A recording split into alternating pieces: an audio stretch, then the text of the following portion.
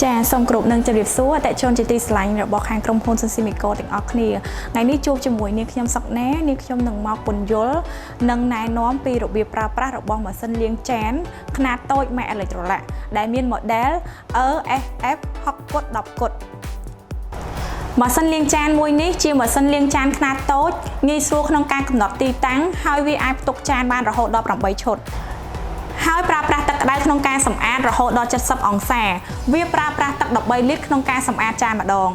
នៅផ្នែកខាងមុខគឺជាប៊ូតុងបិទបើក power និងប៊ូតុងជ្រើសរើសមុខងារលាងសម្អាតតាមប្រភេទចាននៅខាងស្ដាំ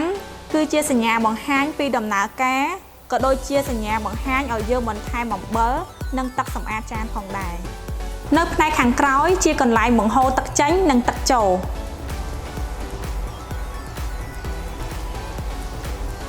បើយើងក្រឡេកមកមើលផ្នែកខាងក្នុងនៃម៉ាស៊ីននៅជាប់ទ្វារគឺជាកន្លែងដាក់សាប៊ូនិងទឹកសម្អាតខាងក្រោមនៅចំកណ្ដាលគឺជាកន្លែងផ្ទុកកាកសំណល់និងកន្លែងដាក់អំបិល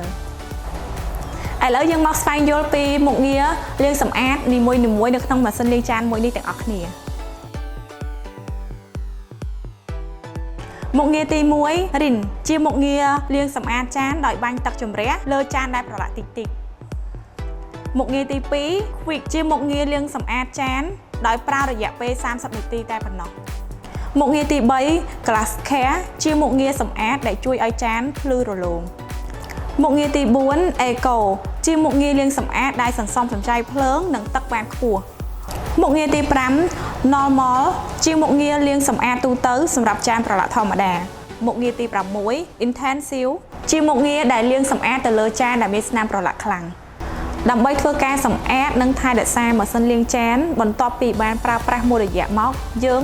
ត្រូវដោះកន្លែងផ្ទុកកាកសំណល់នៅខាងក្នុងម៉ាស៊ីនមកសម្អាតដោយសម្អាតទ្វារនិងកន្លែងដាក់សាប៊ូហើយយើងក៏អាចសម្អាតផ្ទៃខាងមុខបានដូចគ្នាដោយប្រើក្រណាត់ស្ងួតមកជូតសម្អាតបានទៀតផង